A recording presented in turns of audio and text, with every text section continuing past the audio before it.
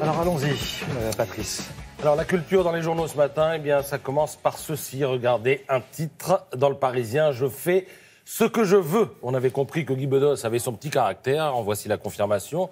Parce qu'il avait fait ses adieux à la scène en 2013. Et là, il nous annonce un spectacle sur l'actualité dans les prochains mois. C'était donc de faux adieux, lui demande Sylvain Merle pour Le Parisien.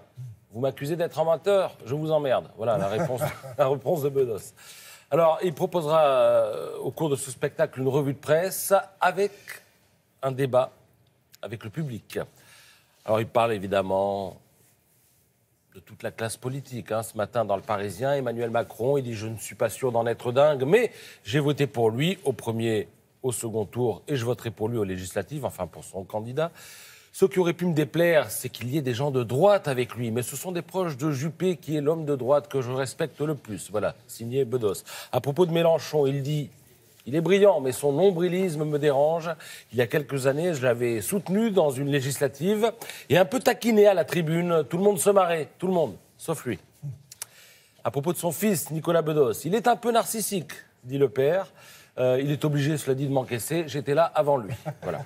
Alors, je rappelle que Bedos a 3 films en préparation, dont l'un où il joue le rôle d'un militant Front National qui tombe amoureux d'une femme noire et qui va devenir, du coup, du jour au lendemain, militant de la Ligue des droits de l'homme. Voilà. Le livre du jour, Conquête de femmes, c'est signé Karine Baillet. Les amateurs et les connaisseurs de sport extrême la connaissent. Elle est notamment la première femme à avoir traversé la Manche sur 4 embarcations différentes, catamaran, kayak, wakeboard et funboard.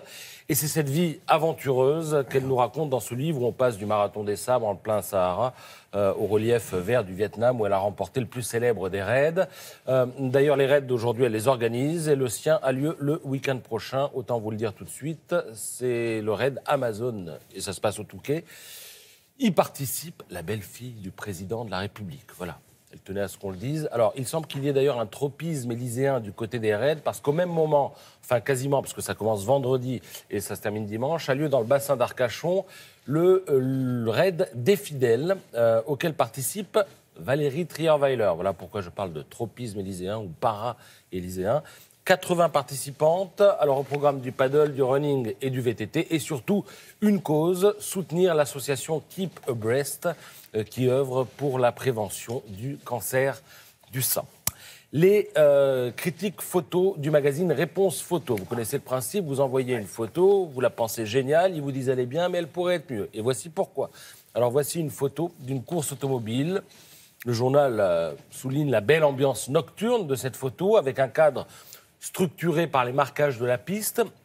Puis on retrouve les mêmes proportions que dans la peinture, vous savez, 2 tiers, là c'est 2 tiers de vide, et 1 tiers où il y a l'objet, le sujet de la photo. Alors, le magazine souligne que le photographe amateur, auteur de cette photo, a opté pour une vitesse d'obturation pas trop élevée.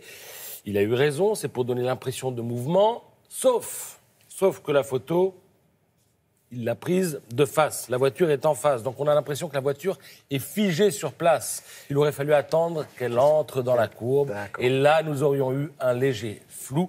Et c'est en ce sens que les conseils de Réponse Photo sont utiles. Autre illustration des conseils que peut donner le magazine, cette scène dans un bistrot par une froide et pluvieuse journée parisienne, conversation entre 2 femmes. Alors vous avez une bande noire au milieu, c'est un choix audacieux mais plutôt pertinent parce qu'il sépare les 2 femmes, il y a une sorte de symétrie, c'est un diptyque en quelque sorte, mais le regard est attiré par la partie nette de la photo tout au fond et ce personnage de dos capte l'attention, donc il coupe la communication entre les 2 sujets de la photo. Il casse la symétrie. La solution, eh bien, c'est la manière forte, tampon photoscopique, comme on dit. On n'a pas de souci d'éthique là, puisqu'on n'est pas dans le reportage, mais dans le pictorialisme. Et regardez la photo du bas, le petit bonhomme de dos, au fond, a disparu. Et là, la photo est réussie.